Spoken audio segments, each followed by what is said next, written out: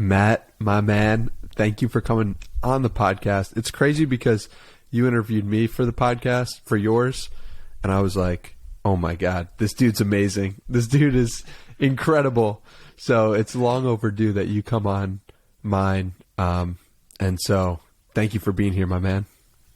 Yeah, of course, man. Thank you so much for, one, coming on my podcast, but then two, for also having me on yours as a, as a friend, as a follower, and like as an listener of the podcast. And I'm very, I'm honored to be here, and I'm stoked to hopefully provide some value. Yeah, hell yeah. And one thing I always admire about you as a fan of you is just how mindful it seems like you are from your writing, and how much you practice that aspect of yourself, when it's like so easy from my perspective to get involved in the whole into fitness and into business. And you've just kind of taken an approach of like, yeah, those things are cool, but also I want to have a third perspective to it. So yeah, I mean, well, I'm sure we'll get into fitness and business and how you got into those journeys, but I'd love to start with the mindfulness aspect of it and how you've maintained that approach.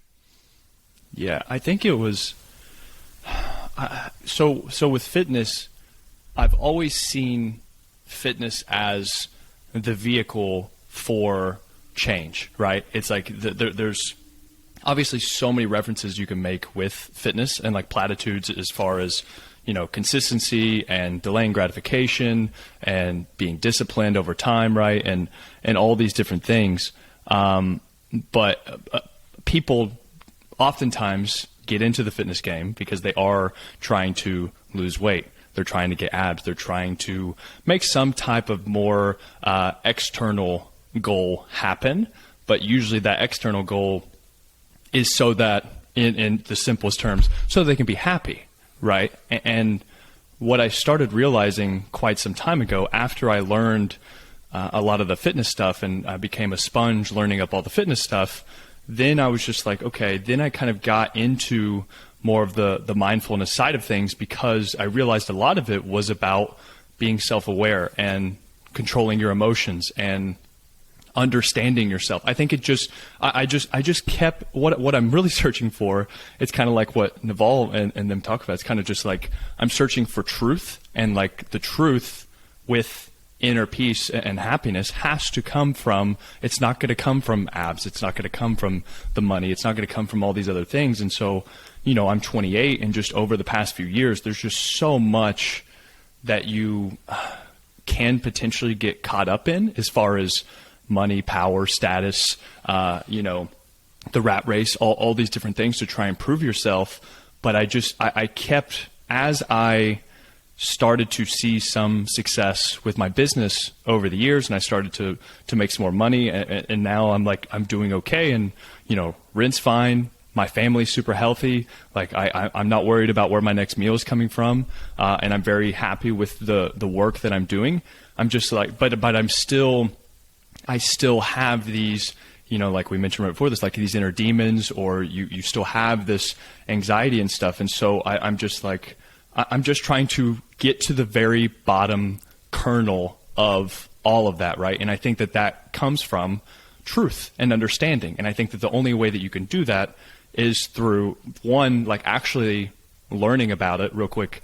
And I promise I won't go on a tangent too much longer with this, but it was a book called Already Free by Bruce Tift. I highly, highly recommend that book because it combines, he's a psychotherapist, so it panders, so I'm a registered dietitian, so it panders to my academia side, right? Like I can't just go all woo-woo, right? Like, trust me, I'm very much like woo-woo spiritual side of myself. However, I need some evidence. I need some like logical, rational thinking of just like, hey, here's what the research says, here's how we're interpreting it, here's our best guess at this. And then also you have, practices like Buddhism and things, which right, like that makes a lot of sense in itself. And so that book called Already Free, it's just from the title, you can kind of understand the concept behind it, right? It's just that we are already free, right? But that really, it really helped me a lot in the sense of put things in perspective along with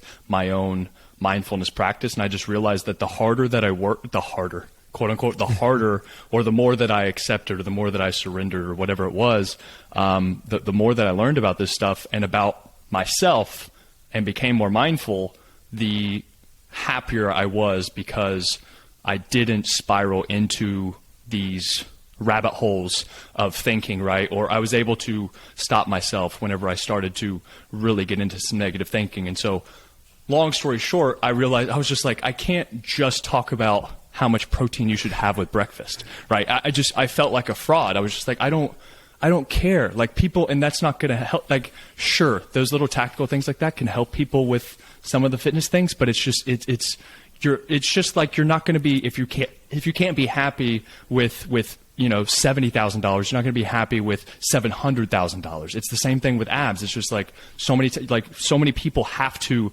get abs to realize, hey, this isn't actually going to make me happy. So it's all these same parallels. And so I knew that I had, and just my own interest in it, I knew I had to talk about it with my content. So yeah, that's your answer. Yeah. So you're an online fitness coach, and it seems like this is it's a pattern. I feel like it happens with a bunch of online fitness coaches where they have this problem with their body, let's say, and they're like, okay, I'll fix this problem, and then I'm going to teach other people about this problem. And then it's like, but you've now are on a different problem of like how to be happy, how to control your mindset, how to control, maybe it's not the right word, but how to be at peace with yourself. Mm-hmm. And so does it bother you that you're coaching something that a problem that you are currently not dealing with per se? So, excuse me. I think no, because you know what it is? It's like a Trojan horse, right? This is what I mentioned as far as why fitness is the vehicle for these things. It just so happens that at a younger age, whenever I was in high school, I wanted to get bigger, stronger, and faster for high school football, right? I was a starting cornerback, and I wanted to, I wanted to play defense. I wanted to start varsity, and then I knew, okay, if I get smarter with this stuff, I'm going to, with lifting and nutrition, I can get bigger and stronger and faster, and therefore I can make a higher position on the football team, right? And so it led from all of that, right? And then I went to college for it and everything. So it's just that curiosity with fitness and everything then led me to becoming an online coach and helping people with these things. But what I'm realizing as I'm coaching people is that, yes, they come to me for the fat loss, for the abs, whatever it is. But then what I actually do, so they update me every single week, and then they go over problems or issues and things like that. And oftentimes, of course, within my scope of practice, right, I become their therapist, right? We have problems. They have, they have stress. They're dealing with sleep issues. They're, trying to figure out how to match their workout plan and their nutrition with their lives. And it's like, I don't know if you knew this or not, but you eat a lot throughout the day. Eating and fitness is a big part of everyone's life, whether they choose to or not, right? So it just fitness is the core. However, it has such a ripple effect on all these other things that we do. It's like, I can't help but talk about these other things with the people that I'm working with. So it's like, yes, sure, I still, people come to me for a transformation and things. However, what keeps them staying with me much longer than maybe the initial 3 months that they signed up for is developing a relationship. And it is going usually much more than fitness, right? It's like, this is why my podcast is called the More Than Fitness Podcast. It's like, I put More Than Fitness on my website. I made a Squarespace website back in college. And the very first tagline that I put at the very top of my website was More Than Fitness, because I knew I was going to be talking about this type of stuff, because it just goes beyond the X's and O's of how many macros you eat, what's your step count, what's your training split, all these different things. It's like, sure, like that's part of it, but the other big part comes from up here, and it comes from understanding and trying to work with yourself through these problems, right? So you knew 6 years ago that you were going to be talking about more, like, how do you know? Hold on. You're going to love this. You're going to love this because it's our mutual friend, Mike Vacanti, right? It's Mike Vacanti.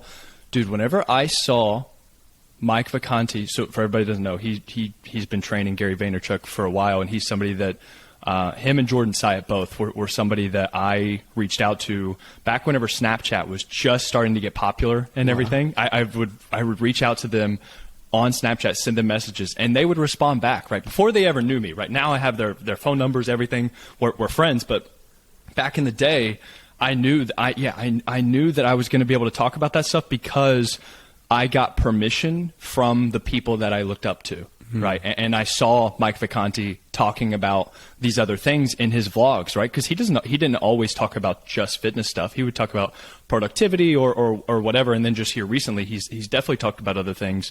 Well, actually, here recently, he hasn't talked about much at all because he's been away just writing his book and stuff. But right before that, on YouTube and things, he would talk about other stuff. But whenever I had people that I looked up to, people that I respected, people that I knew that one day I could be like them, I could be in a position like them. Whenever I saw that they were doing it and they were successful and then people were responding well to that, I was like, oh, that's my go ahead. And so it just, I don't know how to not be myself. Like I just don't know how to do it. And it just seems so much harder. And so I just because whenever I got into the fitness stuff, then soon after that was the personal development type stuff, right? And so I would just start to talk about those things, and then I would just think about those things, and then I would just relate them back to fitness. And I've done that ever since. So many of my things now that I talk about, I find a cool idea from Naval, or I find a cool idea from you or Tim Ferriss or Rogan or whoever it is, right? Anybody. And I'm just like, okay, this is a really cool idea. And since I'm a fitness coach, I was like, okay, how can I relate this back to fitness? But like I said, that's super easy because so many things can tie into the fitness aspect of things. So yeah, I think part of me at least had permission. I knew that I could be myself and explore my interests, but then always still kind of tie it back to the fitness stuff. And people responded well. So that was, again, another sign. I was like, okay, people are liking this, so I'm just going to keep doing it. How do you go about finding those people? Like you mentioned Tim Ferriss, Naval, Joe Rogan. Like, how do you go about saying, okay, this is a person that I want to learn from or listen to or read? How do you go about picking those people? Usually, it most often has come from the people that I respect. I see who they respect, right? And that at least does a big job in filtering a lot of the nonsense, right? Because if you trust somebody and then they trust somebody else or they look up to somebody else, that at least gives you the go ahead to go check them out and then make the decision on yourself. But they've already, they've checked a lot of boxes in the sense that this person gave them the go. And so I'm like, okay, I'll go check them out. And then I can kind of decide for myself. But the ultimate, I remember back in the day, because with fitness and nutrition, it's just like it's ever changing, and I'm sure I've had this. I was thinking about this. I'm drinking this Monster on video, and I was like, I wonder how many people are going to message me and be like, hey, dude, artificial sweeteners, those are really bad for you. So if you want to talk about it, we can talk about it, or you can see my YouTube video that I made on it. But one day back in the day, it was Dr. Lane Norton, right? So he's a big proponent of flexible dieting, and he's a nutritional scientist, all these different things, right? And then there's another guy called D.H. Kiefer, who was the inventor of carb backloading, right? And one day, so both of these guys are people that I looked up to. This was several years ago. Both these guys were people that I looked up to. And then one day I saw Lane because Lane's been notoriously known for calling people out and, talking shit, apparently. And he called out Kiefer and talked about how dumb essentially carb backloading was, or not necessarily dumb. He was just like, it's not magic. It's not whatever. It's this. And I was like, my worlds had collided because I was like, here's somebody I trust. Here's another guy I trust.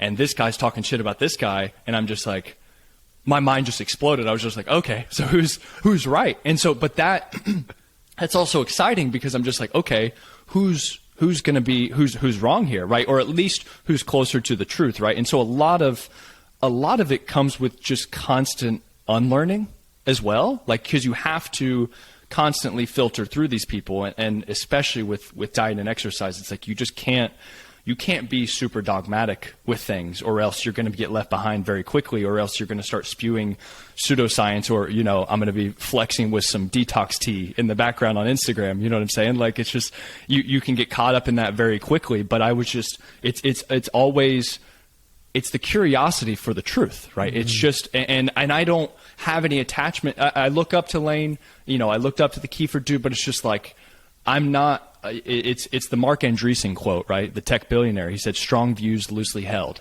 Mm. And I love that. And I really do. I remember I heard that one time, or I read it in Tim Ferriss's book. And I was just like, that's exactly right. Because I don't have any attachments. I don't care if you think protein should be consumed an hour or 90 minutes after your workout. Like, I'm unbothered. Like, I don't care, but I'm going to keep searching for the truth the best that I can. And the best way to do that is, usually through people that I look up to, and then reading on my own, and then just, I can deep dive into the topic. And of course, there's research and stuff. There's the scientific papers. But usually what I do is I just have people a lot smarter than me, or at least 1 to like 3 people that I really look up to that are balls deep into the research or something like that, right? Somebody that is credibility. And I have this web of people. I'm like, okay, here's like the first pass, this person, okay, here's what they say. Then there's the next pass, right? It's like, I think about those like spy movies, whenever the doors like unlock and then there's another door and then it like does some other weird thing, right? It's like, and then the truth is at the very end, right? And it's just, each person is another pass towards that truth. And it's just, I see what they're saying and they're saying and they're saying. It's like, if all 3 of them, if the consensus is mostly on this one thing, like, hey, here's what we think it is, then I'm like, okay. And I put that in my mind, and then I just maybe move on to the next thing. So yeah, that's kind of how I think of it. What happened with the Lane and the Kiefer guy? Who won that argument, and how did that go down? It was Kiefer, I guess, quote unquote, won. It's not necessarily that there's anything carb back. So for people who don't know, carb backloading is essentially, in the beginning half of the day, you eat mostly protein and fat, and that is to cater to insulin sensitivity and cortisol and all these different things, right? And so you have fat and protein for the beginning part of the day to control your insulin spiking, and then you work out, and then after you work out, then you consume all of your carbohydrates whenever your insulin is a little more sensitive, all these different things, right? It's carb backloading. So you just have the carbs in the later half of the day. And it's also very convenient that Kiefer was building a brand around this, and that he was selling books and things on this. So that's something that you also have to definitely take into consideration. I'm not saying that anybody who tries to sell the things that they believe in are wrong. However, in the filter system of these things, that's something that you really have to consider. And after looking at the research and things, and after listening to Lane and him kind of breaking it down, because he isn't just like, oh, he's an idiot. He's like, oh, he's an idiot because the research shows that nutrient timing has a very, very small effect on all these things. And what Kiefer is saying is it's very hyperbolic, right? Or he can cherry pick these certain studies that maybe show nutrient timing has this grand effect on fat loss and insulin sensitivity and all these different things. However, he's not kind of telling the whole picture. And so what we know as a consensus is that nutrient timing it matters much less than things like total calories for the day, or you can go into it however much, but there's just other things that are more important than nutrient timing. And Kiefer his positioning was just like, nutrient timing is everything, right? Mm-hmm. And so it's just, usually if there's any type of hyperbole like that, or they're saying like, this is it, or if it sounds like he called it like the holy grail of dieting and things. It's like anything that sounds like that, at least with, I can't speak to other things, but with nutrition especially, it's just like, it's probably not true. Yeah. So you mentioned the Monster before, and so you can drink Monster. I should be able to drink Monster on my 75 hard journey this year. Like that's news to me. Yeah, like what's good with Monster? Yeah. I mean, so there's pros and cons with everything, right? I'm not saying that there are not any downsides with drinking Monster. I think the biggest, so it's not necessarily the artificial sweeteners. The artificial sweeteners, from what I've seen with the research, and of course, so whenever I say artificial sweeteners, that's an umbrella term for so many different things, right? There's ACE-K, there's sucralose, there's aspartame, right? There's lots of different sweeteners. However, the most of the research shows that as long as the dose is in the poison with the artificial sweeteners, right? So if you're consuming Diet Coke all day long, you're consuming Monsters all day long, you're consuming all these different, if you're drinking 2 liters of Coke every day, it's like, you're probably not going to have to worry about the artificial sweeteners with that, honestly. But what was interesting with Monster or with energy drinks was actually, they found that it was from the main detriment was from the contaminants found from the can. Wow. Right. And so there was some, so if anybody wants to look into it, there's a great website called examine.com that is heavily science-based. They don't have, I think the only thing that they sell is maybe like their guides on different nutrition topics, essentially, right? But they have a board of scientists. They have a bunch of PhDs. I know the people behind it. They're just really good people, and they really care about the truth, right? And so if you go on examine.com, they can give you an unbiased look, kind of, if you type in, "Are energy drinks bad for you?" They can give you some look on that, and right. And so it depends on the person. It depends on the context with everything. But for the most part, it's like if you're going to drink one white Monster, a 0-calorie Monster per day, I don't think it's going to wreck your gut health or anything like that. As long as you're also getting in plenty of fiber every single day, right? You're getting plenty of fruits and vegetables, right? Because that's going to be, while the research is not super clear on the long-term effects of certain artificial sweeteners or certain doses and things like that, what is pretty damn clear is that fruits and vegetables are good for you, right? It's like there's quite a bit of data that having a diverse amount of fruits and vegetables in your diet is going to be good for your overall health. It's going to help with gut bacteria and the diversity of that gut bacteria, all these different things. But yeah, man, it's just like, and it's not going to, the artificial sweeteners, they're not going to make you fat, right? Because that's going to come from calories in, calories out. Of course, I know it's more complex than that, but at the end of the day, thermodynamics absolutely matter, right? And you're not getting that from artificial sweeteners. And so it's just like, yeah, I don't know how boring you want me to get into this topic, but it's just like, it is a very interesting thing that people tend to get really riled up about. And it's just like, again, to bring it back to the beginning, it's just like, this isn't the stuff that fucking matters. It's just, I mean, sorry to say it like that, but it's just like, it's not, people get so caught up in the minutia, and it's just like, should it be white rice or brown rice? Should it be sweet potatoes? Should it be white potatoes? Should it be, low fat or low carb? Or should it be this? I'm just like, dude, you're making it way more complicated than it needs to be. Life is already very hard. It's like, I'm pretty sure that most people, if they have they choose their dietary choices throughout the day, for the most part, you can probably get it right. I'm not going to say that you're going to optimize everything or anything like that, but for the most part, people are like, I should probably eat that salad and not skip out on that donut. You know what I'm saying? It's just like, it's. I know it gets more nuanced and things, but for the most part, there's much deeper issues. There's behavior change stuff that people need to worry about. There's exercise. There's all these different things that people should be focusing on first before, hey, is this artificial sweeteners from this one can of Monster per day gonna really wreck my health? Why do you think that we focus so much on the trivial facts? Is it just lack of knowledge, or is it lack of wanting to understand? What do you think it is? I think it absolutely is lack of knowledge, but I also think it's an easy distraction, right? Mm-hmm. Because if you're sitting there worried about,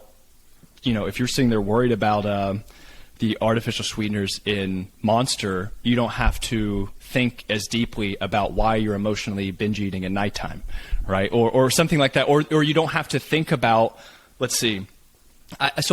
It can be a lot of different things, But I think for the most part, yeah, it's difficult to think about. It is so overwhelming to think about, right? If you don't know tons about diet and exercise, it's like there's so many different things you can do, and there's so many different ideas being thrown at you constantly, right? It's like that it can be hard, and to want to get to the bottom of that is going to take quite a bit of work. And so they want to hear from me, hey, dude, it's just the artificial sweeteners, right? It's just the carbs, you know? I just need to cut out the carbs. I need to cut out the sugar, and then I'm good to go, right? And I'm just like, well, maybe for a certain period of time, yeah, sure. Like, but that's just a tactic, though. It's not what you really need to do is learn more so the basics of nutrition, right? The basics of exercise. Whenever it's the first principles thinking. That's all it is. And I fully understand that it's easy to be like, hey, learn the first principles of nutrition and exercise. Like, go, good luck. However, but I think that's part of it. It's the first principles thinking with a lot of these different things. But with nutrition, yeah, man, I think it's fine. Find some people that seem credible, that I think that are somewhat experts in this field. Maybe they have some type of. I think having some type of academia in the field is at least a good first filter compared to the rest, right? If I'm going to have somebody who's in academia who got their PhD in nutritional science, it's like I'm going to trust them over Joe Schmo on Instagram who's touting about, eating sardines straight from the can or something like that.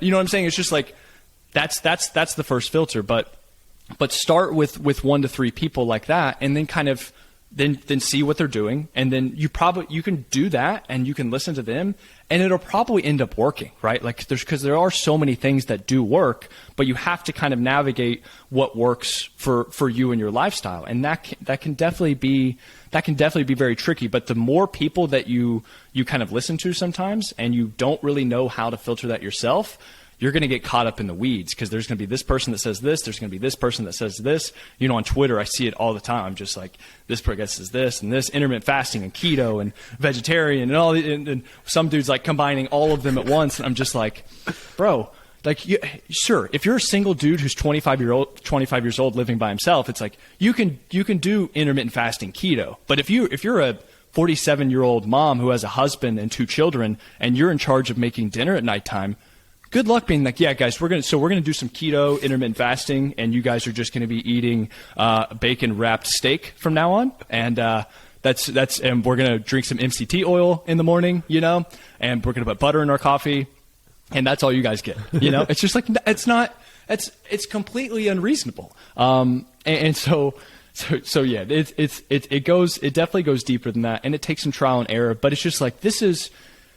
With diet and exercise, it's just like this is something that you're going. I always tell people good news and bad news. The good news and bad news is that you're going to be working on this stuff for the rest of your life. I was like, sure, you just signed up with me for 3 or 6 months, but I was like, you're going to have to learn how to eat and how to exercise properly for the rest of your life, if you want to have very good quality of life going into your old age. You know what I'm saying? So it's just like It's something that's worth putting some time into. It's worth taking some time to learning the basics about.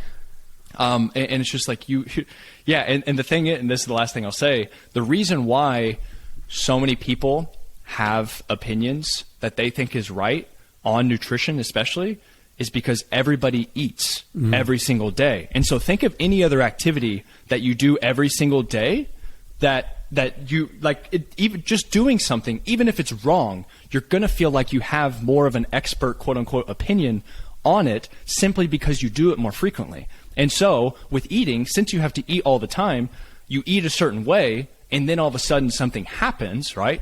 You lose body fat because you did keto or something like that, and nothing else before you worked. And so you're like, keto's the answer. Yeah. Keto is our savior. You know what I'm saying? And it's like everybody should be doing keto. That's what works. And it's just like, but they don't understand the underlying nuance. It's like, no, you probably just stopped drinking Coke and you know, you probably stopped eating all that bullshit at nighttime, and you inherently ate lower calories because you were just eating 2 food groups. You cut out an entire food group. What are you talking about? Like you cut out an entire macronutrient. What do you think is going to happen? And also, if you start up keto, what else do you think has happened? You're probably going to end up walking more because you're more cognizant of your movement. You're also probably going to be working out more frequently. You're probably going to be working out harder, right? It's like, all of these, but then no, it's just keto. That's it. Keto's the answer, right? It's like, no, man. It's deeper than that. But again, I empathize with people because I understand, because I've done the same shit, you know, with whatever else it is. But nutrition is one of those things where it's just people do it all the time, so you can have a delusional, inflated sense of your own knowledge on it. And so I have to, you know, I empathize with that. It's the Dunning-Kruger effect where you find Very something much. right away and you say, "Oh, this is the answer," and I think it's important to just be cognizant of that whenever we attack anything new in our life. Like, oh, you can come to a conclusion quickly by doing something one way, but if you do it longer, you might have less knowledge about a topic, but feel better about it.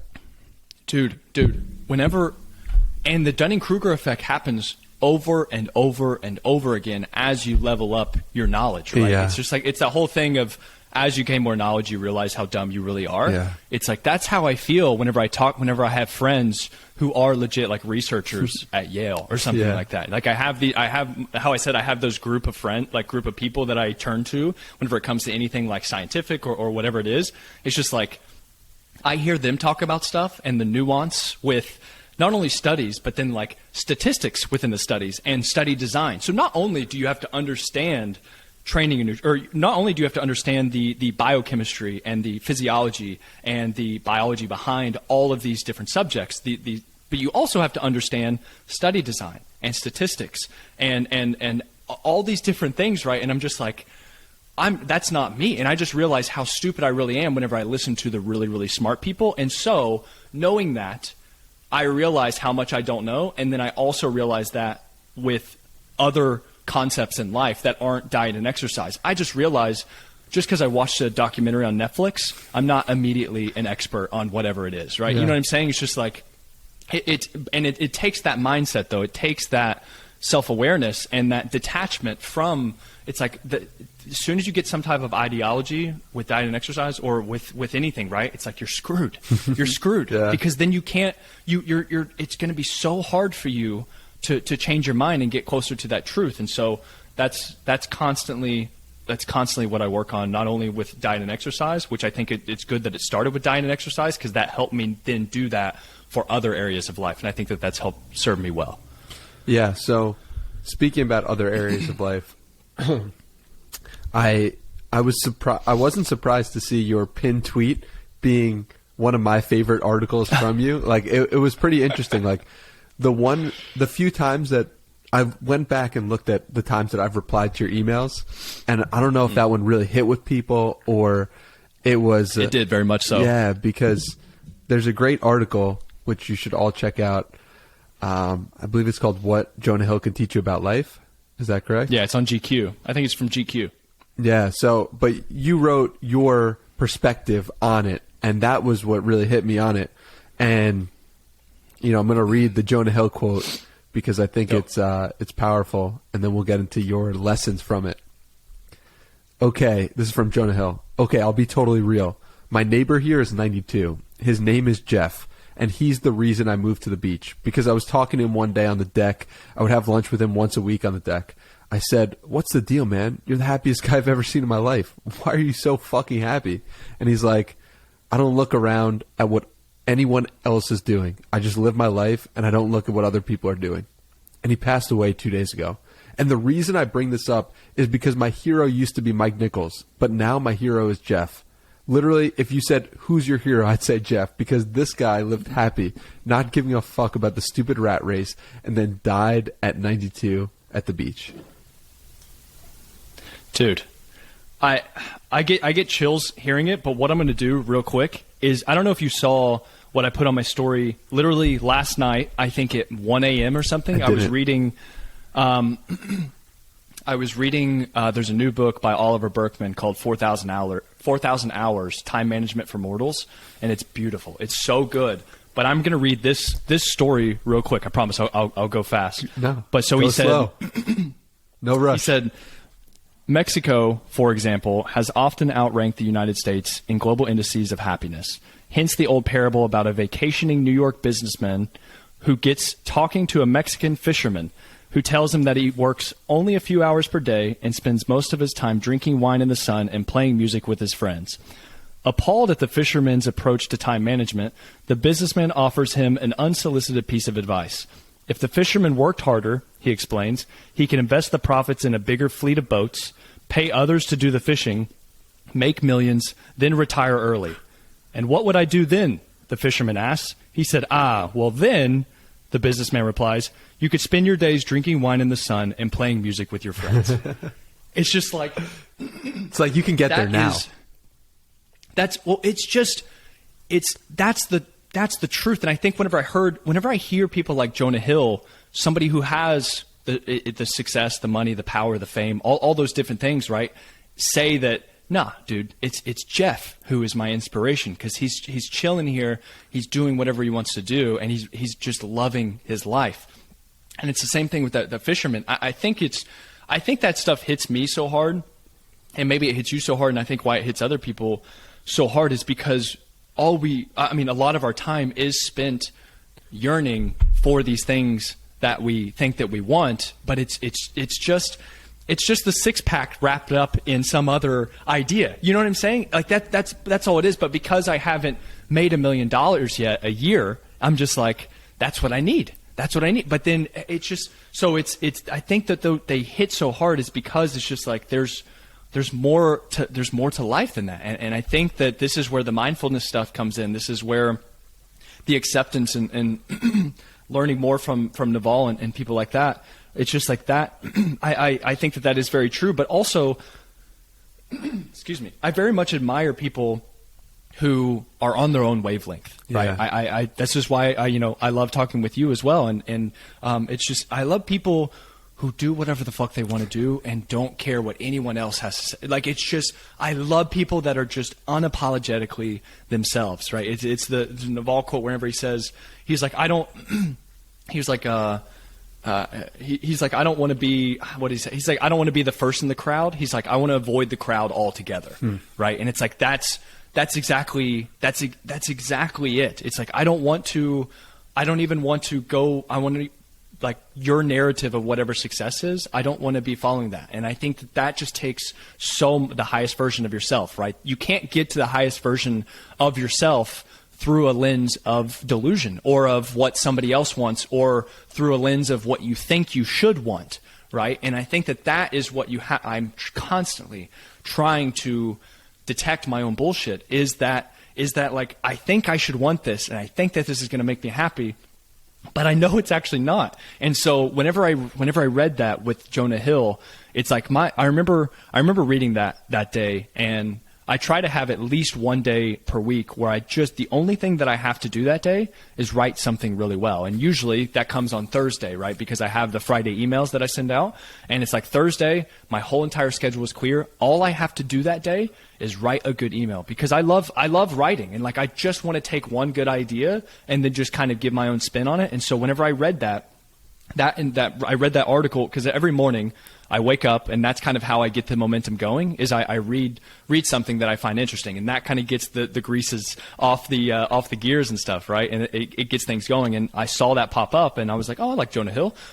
This looks like a good article. I read that article, and it hit me so hard, and I was just like, yes. I was like, this is it. I was like, this is what I want to write about today. And it's like that.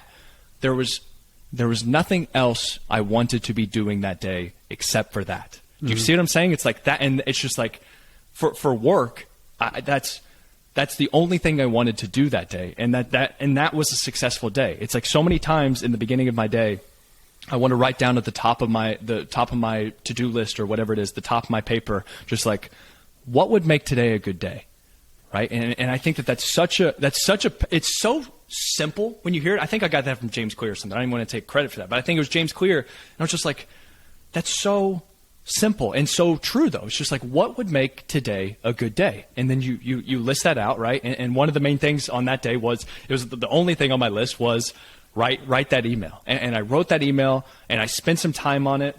I took my time with it. I went all day on it, and I felt really good about it. I proofread it a couple times, and you saw it was only it was less than 1,000 words, but I wanted every word to be perfect, and I wanted it to be honest and real, and that takes some self-reflection throughout the day, right? It takes some time to be like, is this really what I want to be saying? And so, yeah, I don't know. I'm glad you brought that up, because that has nothing to do, quote unquote, nothing to do with fitness. Yet it's one of the main reasons why so many people follow my work is because they know they're going to get something like that, and I'm going to touch on something like that can then allow them to understand themselves a little bit better. And my hope is that in that understanding themselves a little bit better, then maybe they can make a better decision whenever it comes to their diet or their exercise, because that's going to make them the person who they want to be, right? It's like with all of this stuff, with diet and exercise, it's all about keeping the promises you make to yourself. Right. And that's I have it on my sales page. It's like, but fitness is the vehicle. This is perfect. This is a good full circle moment, right? It's just like, fitness is my vehicle for showing my clients how to keep the promises they make to themselves. And whenever you keep your word to yourself, you build self-trust. Yep. And whenever you build self-trust based off keeping your word to yourself, the next time that you have an opportunity, your next choice to keep your word to yourself, you're much more likely to do that.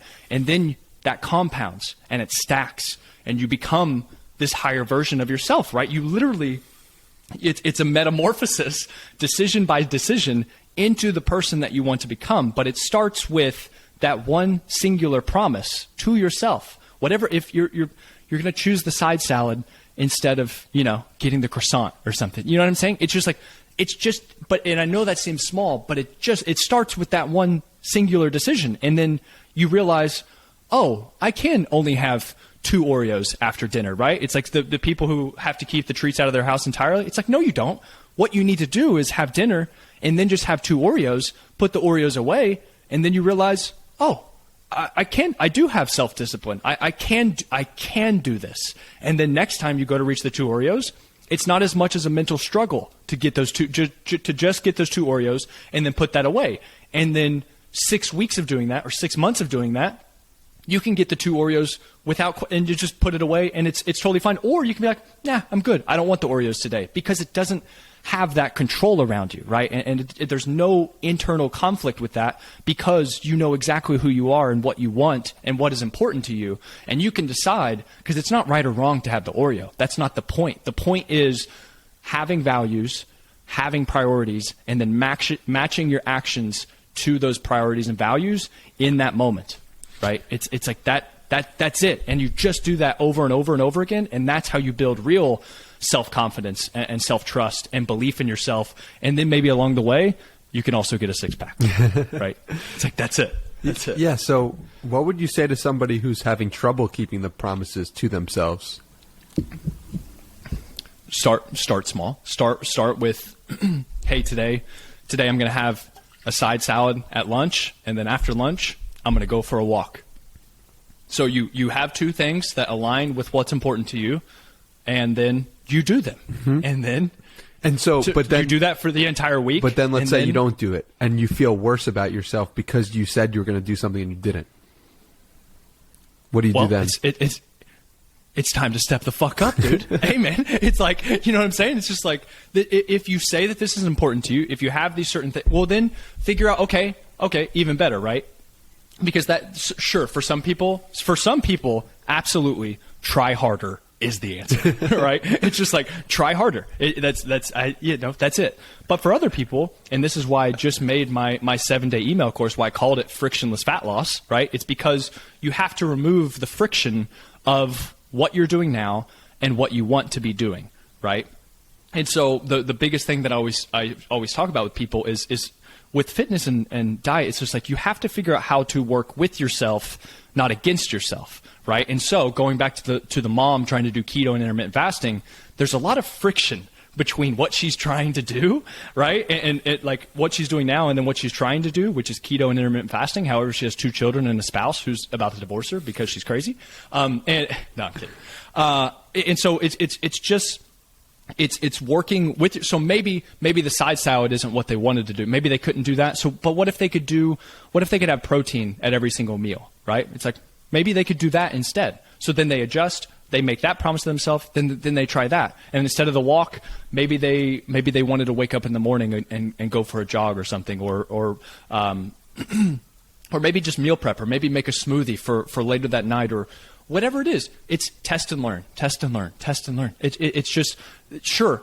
And the other thing with that is to, one of the things that I talk about in my courses is failing fast, right? It's like, that's another huge one, especially with diet and exercise, because the thing that happens on Friday, right? So Friday lunch comes around, your boss brings in pizza. The whole week, Monday through Thursday, you've been crushing it, right? It's boom, boom, boom, boom, boom. You've nailed your calories, you've nailed your macros, whatever it is. You've intermittent fasted, keto, vegetarian, whatever it is you're doing, right? Monday through Thursday, you're fucking on point, right? And then Friday comes around, your boss brings in pizza at work, and then, you give in, right? And you give in, and then because you're now, quote unquote, off your diet, then you go really off your diet. Yeah. And then Friday night comes and you're like, well, you know what? I've already been off my diet. I already screwed up my diet at lunch. I'm already off my intermittent fasting keto. I'm going to just say screw it. And then I'm going to eat whatever I want Friday night. And then, of course, you're not going to wake up on Saturday. You're not going to get back on track on a Saturday. You know what I'm saying? It's just like nobody gets back on track on a Saturday. I'm just going to relax on Saturday. I'm going to continue to eat a plethora of different things and gorge myself because I know, diet starts Monday, right? It's like the diet starts again on Monday. That's the Monday mindset. And so, but as you can see, if you constantly are quote unquote on your diet Monday through Thursday, and then Friday, Saturday, and Sunday comes and you're quote unquote off your diet and you're really off your diet, well, that's what's called spinning your wheels, right? You're just going on your diet, off your diet, on your diet, off your diet. And the effort, they just counteract each other and you don't actually end up making any tangible progress. So whenever I say fail fast, it's like Friday, whenever the boss brings in lunch, right? And you're like, maybe you really do want that pizza. Because again, there are no wrong answers. If that's what you want in that moment, that's fine. That's okay. If you've gone through the checklist of values, priorities, and like, hey, I just want this pizza right now. I've worked really hard this week. I'm gonna enjoy this pizza, right?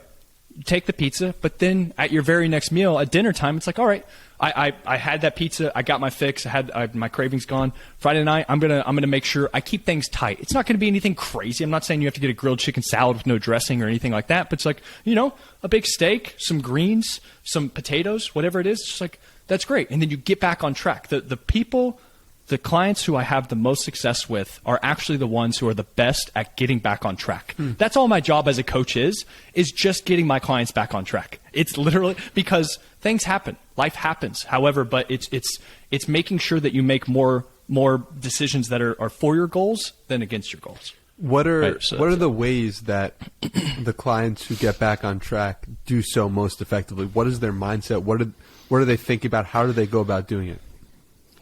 So the failing fast is a very big one, because whenever people, the other example that is really helpful for people is it's like that same concept of, oh, I messed up my diet Friday at lunch, so therefore I'm going to take the entire weekend off, is the same thing as getting a flat tire and then continuing to slash your other 3 tires. Do you see what I'm saying? It's like, do you see how dumb that sounds? And it's like, I understand it's not the same thing. However, it's like that. It's the stories that we tell ourselves, that we interpret these events as having this linking, as Friday dinner linking to Friday lunch, but there's nothing there. There's no connection between those two. There's actually, in that book, Already Free with Bruce Tift, he talks about this, because he talks about this not with diet and exercise, but he talks about, this is where I got this idea actually. What he said, imagine a row of dominoes, right? And you have all the dominoes lined up next to each other, just in a row, like whenever you knock one over, then the rest of them are going to fall over, right? It's like that. Think about that as how we interpret our thoughts and things, and the idea of, okay, I messed up on Friday lunch, so therefore I'm going to eat whatever I want for Friday dinner, right? This is all the dominoes fairly close together.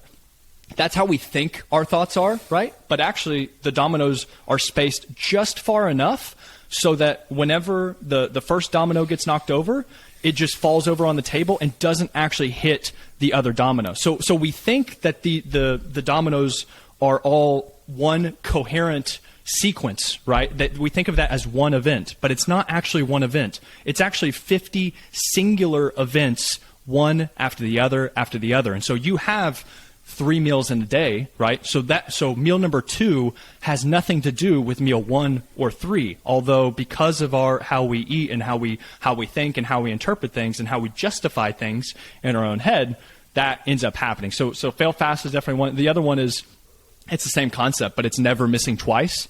And it's never missed twice, so never having 2 crappy meals, quote unquote crappy meals, back to back. And again, most people understands what that means. And all you're doing is you're hitting more than you're missing. Whenever you never miss twice, right? It's like if you have 3 meals per day, and if you follow that rule, 2 out of those 3 meals are going to be quote unquote good, right? And that's likely going to lead to more progress than otherwise. And so whenever people hear things like that, and then what really happens is whenever they do it, and then they get the reassurance like, hey, I can go out to eat. I can thoroughly enjoy myself on Friday night, but then wake up Saturday morning and get back on track, and then stay on track on Sunday too, and then get back, and realize, my weight, sure, it's going to spike on Saturday morning because I had a bunch of food the night before. It's like, that's obvious. I had dessert, maybe I had some wine, whatever it is. But I know if I get back on track Saturday morning and I keep things on track throughout the entire weekend, my weight's going to fluctuate. It's going to go back down. It's going to go back down, and then I'm going to stay on track. And then then you can keep, whenever they realize that, whenever they see the data, because that's what's important too. It can't just be all subjective. They have to see the data to understand, to actually believe it, right? And and I point that out to them after they check in with me. I'm like, hey, this is a good teaching moment. I just want you to see that your weight, sure, it was going down all week, and then Friday you had that meal. It spiked up a little bit, but then you got back on track the next day. And then now we're in a perfect spot to hit the ground running for the next week. And that's what it is. That's the secret, Danny. It's just like, it's the consistency. And the more that I can, it's the art of consistency. And the more that I can help my clients be consistent with their everyday lives and routines, it's like they're going to make tons more progress than whatever they were doing before, even if it's not quote unquote optimal, right? But just because they're more consistent than not, they're going to see great results. Yeah, it's funny because you were talking about meals and how meal 2 could be bad, but that doesn't mean meal 3 could be bad. What I was thinking about was thought 2 could be bad, but that doesn't mean thought 3 has to be bad. And I'm sorry to cut you off, but I get excited about this. It's the same. It's the quote. You have no obligation to be the same person that you were 5 minutes ago. Whoa! Right? It's sit with that. Right? It's like I don't. You have no obligation to be the same person that you were 5 minutes ago. And this is I don't remember who said that. Somebody in the who's listening right now is kicking the air right now. They're like, I know it is. But then also Sam Harris, the neuroscientist who I love waking up. I love his app. But he has a lesson on there called Begin Again. And that's again, tying these things back with mindfulness to nutrition and things like this is it. It's just like he has the concept of beginning again. He was like, I just mentally reset and begin again so many times every single day that's what allows me to continue to make progress forward. And so with diet, it's just like with these meals, it's just like there's no reason why the last meal has to affect this next meal. And I talk about with exercise, whenever you're in the gym, how many times have you gone in the gym and you're just not feeling it, right? Maybe you're on your phone too much. You've had shitty sleep the night before, whatever it is, right? But in the middle of that session, before you're sitting there resting, you're about to have your next set. If you think in that moment, if you think about it, like there's no reason why that next set can't be the absolute best, most focused, like the strongest set that you've ever had in your entire life. Like what is holding you back from making that happen? You know what I'm saying? Like as far as like physiology, sure, maybe there's other stuff, but mentally, if you're thinking about focus, there's no reason why that next set that you're about to do isn't the best set you've ever done in your entire life. It's just the concept of beginning again. And whenever you realize, hey, you don't have to wait and this is what I talk about. You don't have to wait until Monday for your clean slate. Every single moment you have, every single choice you make is that clean slate. You know what I'm saying? Like every moment is a new clean slate. And that's it, man. And whenever that clicks with people, they're just like, because that takes off the pressure of being perfect, and that takes off the pressure and the judgment and all these different things. It's just like, oh, I'm going to make so many other decisions just today. Regardless of the next 3 months or 6 months or however long you're going to be working on, maybe, for example, this weight loss goal. But it's just like, whenever you realize that, you're just like, oh, as long as I just keep getting back on track, that one meal that I had out with friends, it's like, I'm going to enjoy that with my friends fully. I'm going to enjoy the experience because I know my next meal, whenever I'm eating by myself and I don't care, I'm going to prioritize my fat loss and health goals, then I'm going to get back on track with that meal, and I'm going to keep my progress going, and I'm able to live my life as well, right? It's parallel, right? I want fitness and your life to work parallel together, not perpendicular. Like that's what I talk about in Frictionless Fat Loss. It's working with yourself, not against yourself. And it takes some time. It takes some time, but it also takes some understanding. But whenever you get that, it's like, then it's just a matter of time for you to reach your goals. You know what I'm saying? Like same thing with the podcast. It's like whenever you have, you know how it feels. Whenever you have that mental shift, whenever you realize, you just decide that you're going to make it fucking happen. And sure, you're going to mess up along the way. It's just a matter of time. And then that's whenever it gets really exciting. And that's the thing. If you look at it like a 10-year journey of fitness, of podcast, of anything, of mindfulness, you can not do it for a week or even a month. But if you're consistent with it through that long period of time, it's okay. That month doesn't matter. It's irrelevant in the grand scheme of it. And so it's so interesting because I know that you've gone through a little hiatus with your podcast here recently. Yeah. I have too. Yeah. I haven't put, because I got a little burnt out. I was doing 2 podcasts a week, and I was just like, you know what? I just wanted to, and also I had a lot of stuff coming up. I had the holidays coming up, and I was just like, I'm just not feeling it right now. And so it's just like you can let people know. People understand. Or there's tons of podcasts. People go listen to the podcast. The real people who want to keep listening to you, they're gonna see you pop up in the queue, and they're like, oh yeah, shit, Danny's back. Let's go. Yeah. I'm gonna listen to this one. You know what I'm saying? But you get in your head, bro. You get in your head about, let's put it to going to the gym. It's like, oh, I haven't gotten to the gym in 3 weeks, and then it's like, well, I don't want to because I'm not as strong as I used to be. And so that's an easy thought to fall into. But if instead you say, okay, this is a new moment to try to build back up and climb back up. And that's what this podcast episode is right now for me. It's just starting to climb back up. And it's the first time back in the gym. And maybe you go back with a friend, right? Like, you're a friend to me. I know this is going to be an enjoyable experience. So it's like going with a friend maybe makes it easier, accountability.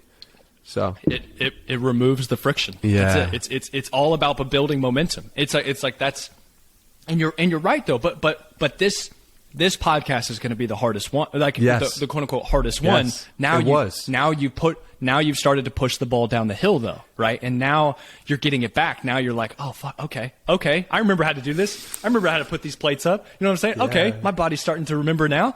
It's coming back, and then you start to build again. Yeah, right. It's like that's it, man. It's crazy because we pushed this one back, and that was me pushing back the going to the gym, right? And it's like easy when you're in that state of doing nothing to continue doing nothing, but it's also when you're doing, it's easy to continue doing. It's so funny. But what you had, you're right. But what you also have to do is take a look at your values and your priorities, because what you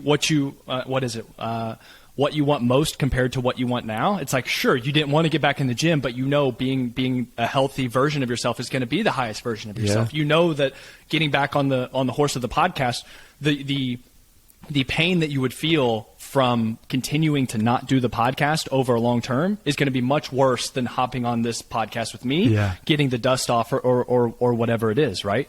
So yeah, man, it's just like that's what people have to decide in the moment, because sometimes you want that cheeseburger and fries or whatever it is, but like maybe you have constantly given in and been like, no, I'm going to have the burger and fries today. But it's like you have to assess, but my values and priorities are this. So just because you can, of course, you always have unconditional permission to eat whatever you want, right? You with burger and fries, but it's just like maybe that doesn't align with your highest values, and maybe the past 2 weeks you haven't worked out, you've eaten way more pizza than you wanted, you've drank more alcohol than you would like. Well, it's like, well then if you tell yourself in that moment, oh no, I've deserved this, or I earned whatever it is. It's just like, it's not even about that. It's just like, that doesn't align with the overall version of myself that I have in my head. And I know that this is keeping a promise to yourself, right? It's like, that's keeping a promise to yourself. And that is, it just makes it easier. And that self-talk builds on each other. And after you keep that promise to yourself, the self-talk, your inner talk, you're like, I can do this. I am a badass. I am like these things. I can do hard things or whatever it is. But it starts with getting back in the gym. It starts with that one meal. It starts with whatever it is. And then you just got to build from there. Yeah. So you've said before that it's amazing how much better I feel on a daily basis when I do these 4 things. 1, keep the promises I make to myself. 2, have at least 4 hours of intentional, undistracted work. 3, exercise. 4, talk to somebody I care about.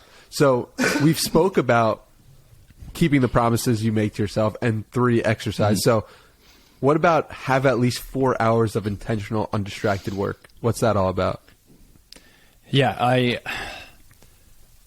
with 2022, the number one thing, because I saw Shane Parrish, I think is his name, from the Knowledge Project, so with the Farnham Street,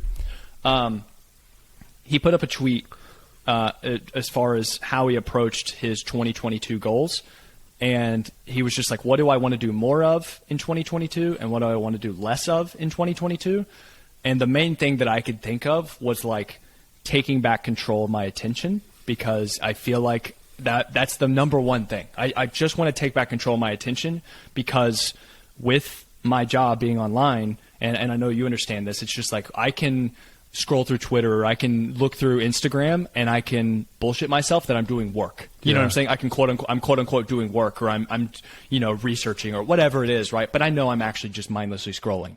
And so it's whenever I say 4 hours of of undistracted work, it's just I know that I have these priorities. I have these things that are important to me that need to get done, and I know that I can get so much more done in 4 hours of getting this kitchen timer and I know you're a fan of the kitchen timer, right? I get this kitchen timer, I put it on an hour, and then I hit start, right? Incredible. And then that's it. I put it on an hour, and I always feel better whenever I don't have my phone, and I put that for an hour, and then it goes off, and then I take a break for a little bit, and I come back and I do the same thing. And it's just, it's because whenever I am too distracted, whenever I have too much screen time, and I've noticed it definitely during the wintertime more, whenever I'm just not outside as much. Same. I'm just in front of screens, man, and the sun goes down a little bit earlier, and it puts me in this mood. But if I know that by me doing 4 hours of intentional, undistracted work, by default, I can't do that and also be on my phone all the time. Do you see what I'm saying? So it's like, yes, of course, that's great for highly productive and prioritized work. However, it also allows me to take back control of my attention, because there's nothing worse than me kind of like it. You know what it is? It's like whenever you used to have homework back in the day, and if you ever lived with buddies, or if you're ever just with friends or something, you're like, oh no, I'm gonna watch the game, but I'm also gonna be doing my homework at the same time. Never. And it's like that right? How much work? Or you're in the library. It's like, how unproductive is the library with friends? Do you know what I'm saying? It's just like you go there with friends and you just dick around the whole time, and work that could have taken you 1 hour took actually like 3 hours. And it's just like so I know that it doesn't even matter necessarily the work that I do within those 4 hours of the day. What matters is that it's intentional, it's prioritized, and that also that I don't have any distractions. I know that is going to drive my work forward, which is very important to me, but it's also going to keep me off my damn phone, usually, right? Yeah. Usually it's going to keep me off my phone as much. And so for my own mental health, it's just like, I need that, man. And I'm still struggling with it. So my screen time is terrible. And I really try to, it's something that I work at every single day, but I'm getting better, because it's the same thing with the nutrition and stuff, right? Again, relating it back to these things. It's being aware. It's if I can pause, and this is what's great with mindfulness. If I'm about to grab those Oreos and I'm about to take the Oreos, like the entire bag of Oreos, over to my couch in front of my TV, I know a whole row of those Oreos are being demolished. Like for sure, they're done. But in that moment, in that space between me thinking about getting the Oreos and then going to grab those Oreos, if I can just pause for just a moment before I grab those Oreos and then think about values, priorities, whatever it is, just think in my head, is this something that I really want to do? And the thing is like it's the decision after that isn't what's most important. What's most important is that pause to stop right before I make that decision that I know I might potentially regret later on, and then I can at least consciously decide in that moment what I want to do. So it's like what I'm noticing with my phone or with that stuff, it's just like if I can just think, hey, I'm mindlessly scrolling right now. Like if I can just pause for a second before I continuously go through my phone or continuously just mindlessly watch something, like that is a win. Because then after I do that enough times, the next step is actually making the right decision. You know what I'm saying? So it's just, that's why mindfulness is so great, because it doesn't eliminate all negative thoughts ever. But what happens is whenever you do have a negative thought, that little red flag goes up, the little alarm goes off, be like, hey dude, what are you doing right now? You're a little bit self-aware. And so instead of then spiraling and going down this rabbit hole of a bunch of this negative thinking, that little alarm goes off and you're like, what am I doing? Like, this is silly. Like I'm thinking about all these things that are not even going to probably come true. And I'm just imagining all these things and I'm doom scrolling or whatever it is, right? It's all this stuff, but that is the first step to actually, really improving your overall thinking is having that little alarm go off and be like, hey, what are we doing?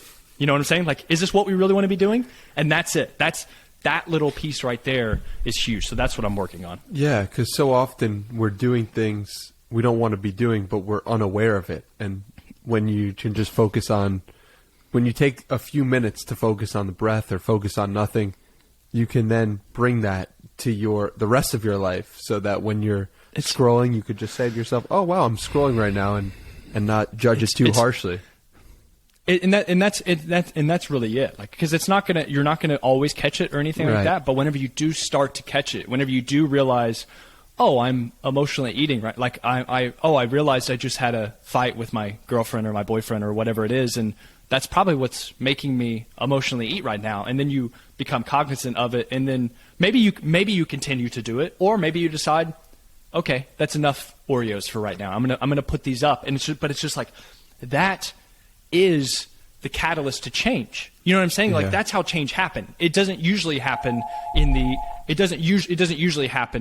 75 hard necessarily way, which can happen. It can happen that way too, where you're just like, I'm just going to burn all the bridges and I'm just going to jump into this head first, right? It's like that's totally cool too. You can do it that way, but oftentimes change is a much slower type of progress. And so if you can realize that and kind of celebrate those moments, because that's the wins that I have clients tell me, right? Whenever they say, oh, I've realized that traveling is much easier just because I pre-planned a couple protein snacks or something like that, right? Or, oh, I really had this craving, but I sat with it for about 10 seconds or 15 seconds, and I realized I'm not actually hungry. I'm just bored, right? And I decided not to go get whatever that snack was. Whenever in the past I was conditioned, whatever it is, to automatically go grab that snack whenever I'm bored, just like we're automatically programmed to pick up the phone anytime something becomes difficult, right? That's usually what happens with me is like I'm working on some problem, it becomes difficult, and I'm like, I want to go on Instagram now because it's productive procrastination, right? For me at least, because I can be like, I don't want to deal with this really difficult problem that I should definitely be focusing on instead of going on Instagram. However, I can go on Instagram and maybe answer a couple DMs. I can help a couple people. I can maybe post on my story because, that's still work, but it's much easier than what I'm doing now, right? And that's kind of the thinking behind it. What's an example of one of the last times you faced a hard problem and went to Instagram instead, or a hard problem that you just tackled once you realized it and became aware of it every day? This whole course that I just made, this whole Frictionless Fat Loss course that I just made, the email course, because I've had so long to do it, but then I wanted to have it ready January 3rd because that was the first Monday of the new year, right? And so, of course, with personal trainers and nutritionists and things like that, it's like that's a big time for a lot of people. And so I wanted to make sure that I had it done before then. And so, the months leading up to that, I did that all the time, or I prioritized something else, right? And whenever I needed to prioritize that, and what do you know, a week before like the course was supposed to launch, and as I was like taking emails and things before the course had even been finished, right? Because, I was just like, hey, here's the waiting list to join, and then I'll send you out the course on January 3rd. I was just like, oh, I've made this promise. People have signed up. They're expecting this course on January 3rd, and now I've got shit to do, right? It's just like, it's kind of that one law, Parkinson's law, right? Yeah, Whenever so. the time allotted, the amount of time that you give it is how much it'll actually take. And so I was so productive in that week leading up to it. Somehow I happened to get vastly more focused and distraction free, and my time went down and all these different things. But in all the weeks and months leading up to that, somehow I couldn't find the time to actually make it a priority on a daily basis until it got too late. And so it's just like that's what can be so tough, is like, how can it's working on the business and working in the business, right? It's just like with coaching with me, it's like I want to put out content on a regular basis, maybe on Instagram or on Twitter or to my email list or whatever. Like that's kind of short-term stuff that I have to do. But then also it's like I need to think about the long-term vision. So I have these long-term projects that I'm also working on. So, and the email course was one of those. So it's like the email course, that's something that I needed to work on today, but I wasn't actually launching it until several weeks or months later, right? And so it's hard to battle with that, because I need to think about how can I get clients now, but how can I also make sure I can continue to get clients 6 months from now? You see what I'm saying? So it's like you have to kind of think both within these contexts, or else you're constantly going to you're just kicking the can down the road. If I'm just, for me personally, if I'm just putting out content on Instagram or something, and I'm not thinking about, oh, I need to make sure I get people on my email list, and I need to make sure I have this autoresponder or this sequence that takes them through these certain things. I need to make sure that all these different things, like if I just post on Instagram every single day and just hope that I'm going to get clients that way or something, it's like, what happens if Instagram goes away tomorrow, right? It's like, so you have to then what am I going to do, right? But if Instagram went away tomorrow, and over the past 6 months or 6 years I've been working on building my email list, well then it's okay. Like sure, it can be inconvenient, but I'm not going to be ruined because of that. You see what I'm saying? So it's constantly thinking, okay, what do I need to be doing now? But also, what do I need to be doing 6 months from now, 3 months from now, to get where I ultimately want to go? And so it's hard. It's a hard challenge. So yeah, man, that's where I've been procrastinating. It's on bigger projects. That's all it is. It's bigger projects. How could you make it easier for yourself to do bigger projects? It's what I figured out was I needed to take the first hour of each day, like everybody says to do, like the highest priority type thing. You know what I'm saying? It's just like, oh, we would have thought that would freaking work. It's just like whenever I started to be like, okay, just an hour, and dude, that's why this thing is so powerful. Kitchen timer, baby. Dude, the kitchen timer. If I just, and I've been doing this at nighttime too, whenever sometimes I have to wrap up, like maybe, because I have my work day and then I use the gym as my hard cutoff. Like I use that as my hard stop. After the gym, I'm done for the day. Nice. But of course, sometimes there's certain loose ends that I have to tie up after dinner time or after work, after work and after the gym. But I'm just like, I don't want to fall into that trap of, oh, I'm going to watch TV and also work, and that 30 minutes of work turns into 3 hours of work, and then I'm not fully relaxing, and I'm also not fully working, and I'm just in that stupid gray area that sucks in the middle. But it's like, but if instead I would put 30 minutes after I got home from the gym, if I came home and I kept momentum from the gym. I didn't get cozy. I didn't get comfortable. Because this is key, Danny. I'm telling you, bro. This is what I think about. I get home from the gym. I know I've got these couple emails that I need to send out. I've got 30 minutes, right? What I'm going to do is I'm going to have a quick 30 minutes. I'm going to put it on the timer. I'm going to come straight home from the gym. I'm going to open up my laptop. I'm going to put that timer on. I'm going to hit start. And whatever I need to get done for the rest of the night, I'm going to put 30 minutes on the clock, and I'm going to make it happen within that time, right? And it's just kind of like a race. Then it's a game. And then I know as soon as that 30 minutes is up, I'm going to go shower. I'm going to make some delicious food. I can turn on some music. I can relax. I can hang out. I can enjoy the rest of my night knowing that I kept the promises that I made to myself, as opposed to having it linger around and feel bad, be like, oh, I said I was going to do that today and I didn't. You know what I'm saying? Yeah. And so it's just, that's it. It's starting in the beginning of the day. I'm just like, just an hour. That's all I need to dedicate to this. Like, it's just 1 hour. And if I go more, that's great. But I'm just going to do 1 hour. This is like the same analogy with just having your gym shoes next to your bed whenever you wake up. Yeah. It's like your goal is not to make it to the gym. Your goal is to put those damn shoes on. Right. Because as soon as you put those shoes on, you're not going to get back in bed. You're not going to do whatever. You know what I'm saying? It's just like, once you get dressed and you put your shoes on to go to the gym, that's all you need to make it to. You don't need then the rest of the pieces fall in place. So if I can just wake up and just get to that timer and then set that timer there, and then I know, okay, and usually what also helps is the night before I make sure, okay, this is what I'm for sure going to be working on within that hour time, because if there's any type of friction between thinking about like what I need to be doing, I can use that as an excuse to be reactive. Yeah. And I can go to Instagram, or I can do whatever else seems convenient in that time.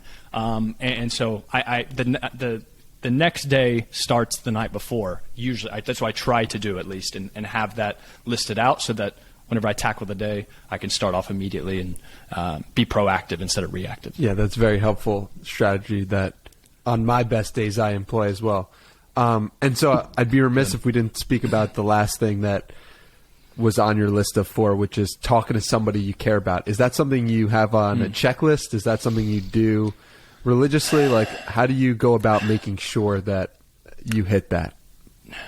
Yeah, so I do have a girlfriend, so that's definitely part of it. And I have so many good friends in this industry, and I have so many people. It just like, so actually, it's funny you say that. So tonight at 8 p.m., I have a call with 3 other friends, Nice. A Zoom call. Just like we scheduled that one time just to sit there and just chop it up for an hour. It's like, but the thing is, I'll be talking with these 3 other guys. We'll probably talk for 3 hours, I bet. So it's literally, it's making the effort to do little things like that. But then also, if I see somebody's story on Instagram or something like that I really like, or it's one of my friends, or they make me laugh, it's just like actually using social media to be social and reaching out to them and say, oh, I love this, or whatever it is. That can be a part of it. Or calling my parents on the way home from the gym, that can definitely be a huge one. Talking to my girlfriend. And yeah, so it definitely, I don't have it like built into my day. Usually it just happens. But I put that on there because I just know that whenever it does happen, whenever I do talk to somebody that I care about, it's just my day is instantly better. And so yeah, obviously, yeah, cultivating that is good. But I'm more of a I'm not as much of a checklist type of guy like that. It's more so just like it happens. I feel like this is the right moment to do that. Or if they just call me up and I'm like, okay, this is it. This is that time. So yeah, I don't have any hard, fast rules with it. I'm just like, this feels right. Or something comes up on Instagram and I'm just like, hey, we should talk about this or something. Yeah, well, this has been that for my moment of the day, talking to somebody I care about. So I appreciate you checking that off and helping me. It's the best. In that way. And I'm happy because I know that we've talked about this as well. It's like, this is, even if there was nobody listening to this conversation, we got value from it. I hope you did, and I did, because I definitely did. I get fired up with this stuff. I just love talking, as you guys can tell. But it's just like, yeah, the podcast in itself, even if there was no external rewards that came from it, it's just like this conversation, especially like I said, as people who do live behind screens very often, it's like just having this conversation, not checking my phone, not checking any social media, nothing. Again, 4 hours of undistracted work. It's like, this is already checked off about an hour and a half, and I'm feeling good, man. Yeah. So it's just like, what else are we supposed to do? You know what I'm saying? Like, what else are we supposed to be doing right now, Danny? You know what I'm saying? It's just like, this is what I want to be doing. Yeah. This is what I want to be doing. And yeah, I'm very thankful that I know you, and that also you had me on, and that I can call you a friend, man. Like we connected that first time. I knew we would as soon as you came on my podcast. And then after you got off that podcast, you were like, that's one of the best ones I've ever done. Yeah. And I was like, good. And then and then also I told you, I was like, I want to, because I was in New York at the time. I was like, I want to be your friend. Yeah. And you were like, how do you just say that? Because that was the first time I ever talked to you. And you were like, how do you just say that to people that you just like want to be their friend? And I was like, because I do want to be your friend, because our values align, and it's a wavelength, bro. Yeah. I put it on my Instagram yesterday with the people that I met over the weekend at the event that I went to. There's certain people that are on this wavelength that listen to this podcast that are trying to get the highest version of themselves. It's just like, you put us in a room together, we're going to hit it off. We're not that doesn't mean that all of our interests are aligned or that we all do the same things, but our values, our morals, and who we are as people and what we believe is right and how we see the world is all very similar. And so that's the wavelength that we ride on together. And so, yeah, man, I'm stoked about it. Yeah. I'm stoked about it. Well, I'm happy that this podcast has interested people like you, and that it means the world to me, because I put this podcast out so that people like you would respond to it and would care about it. And it's funny to see it all come full circle and for you to come on here. And I'd like to end it with a quote from you, which goes, "I'm trying not to force things in my life. I'm not trying to hold on or resist what naturally presents itself. Whatever happens, I'm saying yes in acceptance. Less desiring, yearning, whining, self-judgment, and hoping. More kindness, compassion, openness, and non-judgmental thinking."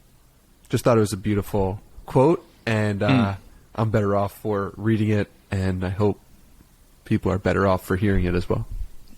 Thank you, man.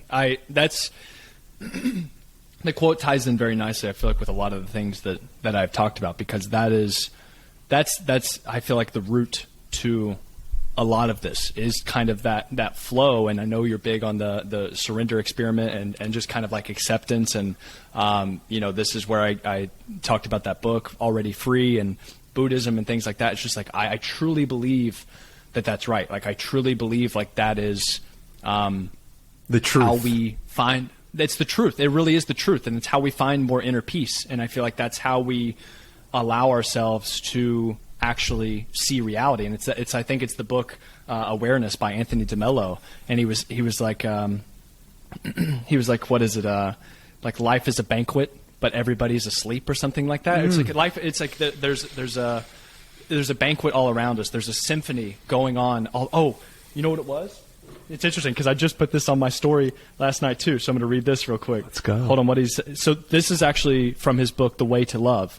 He said, think of yourself in a concert hall listening to the strains of the sweetest music when you suddenly remember that you forgot to lock your car.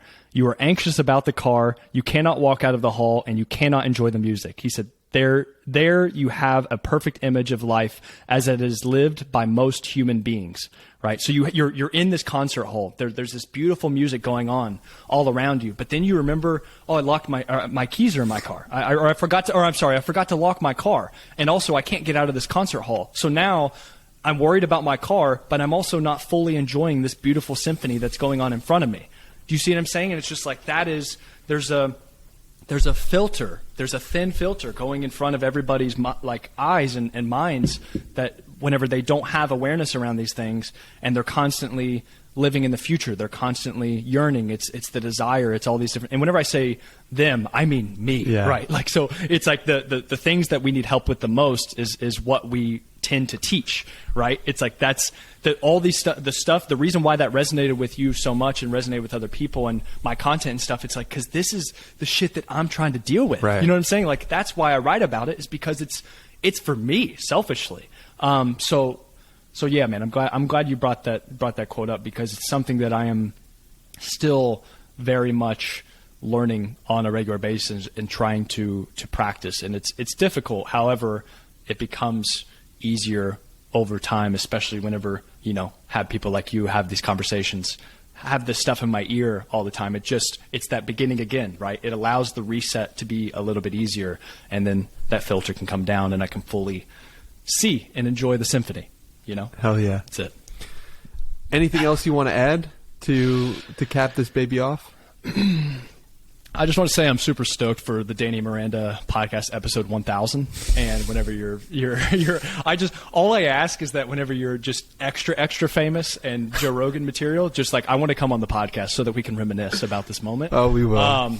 Because I'm telling you, if Danny Miranda was a stock that I could invest in, I would totally do it. NFTs, I know, whatever, you know, it's just like, I fully appreciate what you're doing, and I love what you're doing, and I'm so happy that you're doing it, because I think it's really helping a lot of people. 2, I think that the world needs it, and 3, I can tell that you really enjoy it. I know that you've whatever had this period in the past couple months or whatever it is, but it's just like, hey, dude, that's it. Like that, it's like that's the rite of passage with this type of shit. Yeah. You know what I'm saying? It's just like with any type of field or anything that you're trying to become great in, and you were doing podcast after podcast after podcast. It's just like, hey, man, that's maybe you just burnt out a little bit, and that's fine. That's okay, because again, you have the opportunity to begin again. People are going to be like, dude, you're fine. Like this is life. But as long as you keep going, you keep putting this stuff out, it's like, and which I fully believe you are, it's like, we're all going to make it. We're all going to make it. We're all going to make it. So yeah, thank you, man, for having me on. It's been an honor and a pleasure. Absolutely. And I really appreciate the kind words, my man. Where can people connect with you further? Yeah, so all my social media is at Matt McLeod 6. So that's MattMcleod 6. And then my website is mattmcleod.org. My podcast is the More Than Fitness podcast. You can also find Danny's episode on there.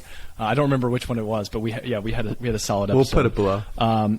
Yeah, it's also on YouTube. You can find my YouTube as well. But the course that I mentioned throughout this entire thing, so Frictionless Fat Loss, it's my new 7-day email course. It's how to, let me make sure I get the tagline right. So it's how to lose the most amount of fat by doing the least amount of work. And that's kind of, it's frictionless fat loss. And so you can find that.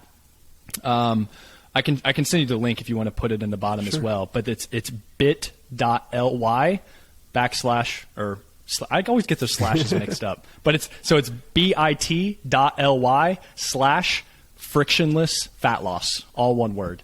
And then it'll take you to no caps, all lowercase, bit.ly / frictionless fat loss, and you could sign up. It's free. And so I just go through a lot of the stuff that I actually talked about in this are going to be lessons within that. And it's like a 5-minute video lesson. And then I give you some key summary points in case you don't even want to watch the video. I give you the key points, and then I have a task of the day. So every single day I give them a task they need to complete for that day. And the goal is by the end of the 7 days, they have full amount of clarity and confidence around what matters most for their fat loss goals, right? And I think I think the people that listen to this will get a lot out of it, and they'll be able to draw a lot of parallels to other things in life as well. So yeah, I would love for you guys to sign up for that. And if do whatever you want to do, but if anything, reach out to me on Instagram, send me a message, just tell me that you listen to this, say hello, ask me any questions you have. My email is matt@mattmcleod.org. If you want to reach me there, I love connecting with, people like you, people like us. So yeah, say what's up. Yeah, definitely do so. Check out his Instagram, great writing as well. And thank you for coming here, Matt. I really appreciate it. Thank you, Danny.